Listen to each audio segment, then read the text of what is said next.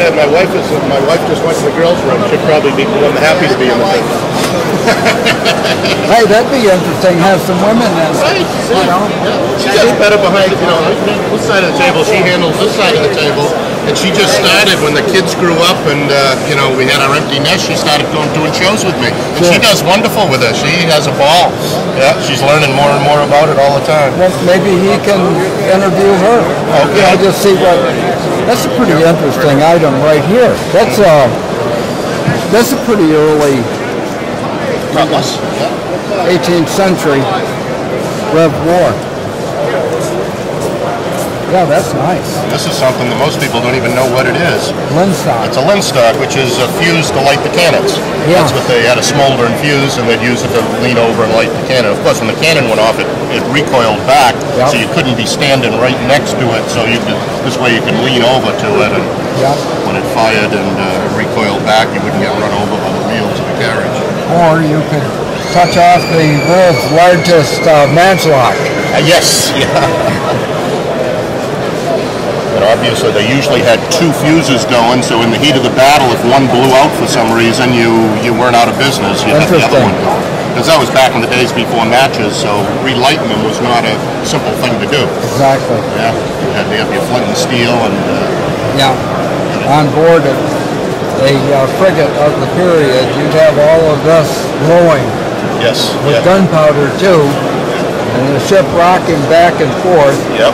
Cannonballs perhaps rolling around that might be dropped or whatever. What was that? It's a bee. A bee in here. I felt him crawling up my back. I got it on tape. Oh, and I even said a bad word. You can edit that out, huh?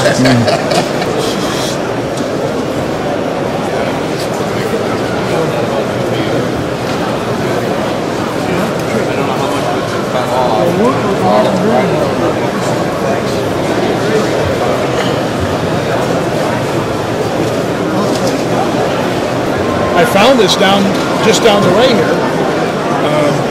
I shoot black powder, and this is a beautiful little black powder double barrel shotgun made in Vermont. So it's American made. I figured about late 1840s, but you think since it's a converted flint that it's actually earlier. Well, I do.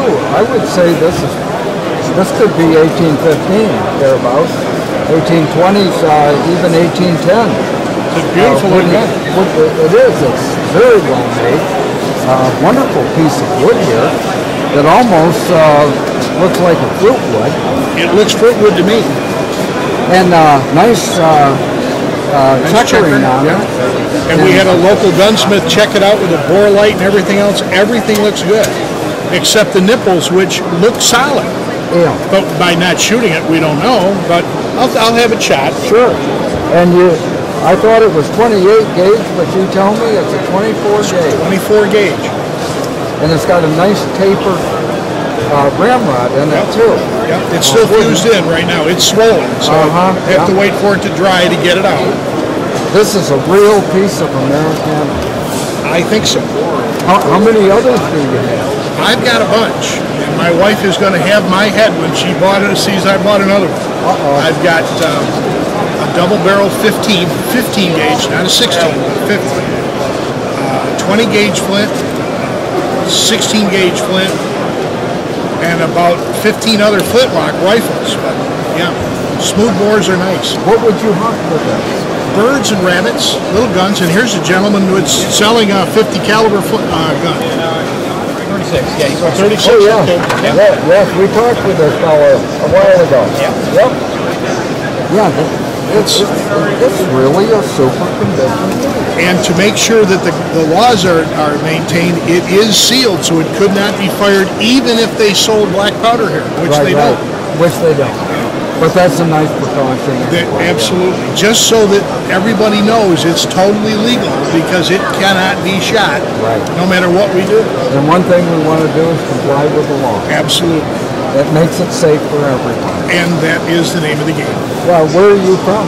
I'm from Chittenango. Okay. Not far from here. Good hunting over that way? Probably, but I also own a small house down in Deposit, south of Deposit, so I'm a fisherman as well, and there's all the state game land to hunt down there. Good trout fishing down that way. Good trout fishing. And good antique stores in Good antique Deposit. stores. Yep, that's right. I've been to a few of them. Okay. Yeah. Well, thank you very much. Well, thank you, and have fun.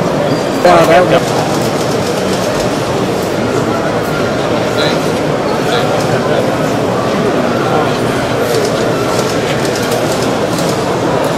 I assume it's Victorian.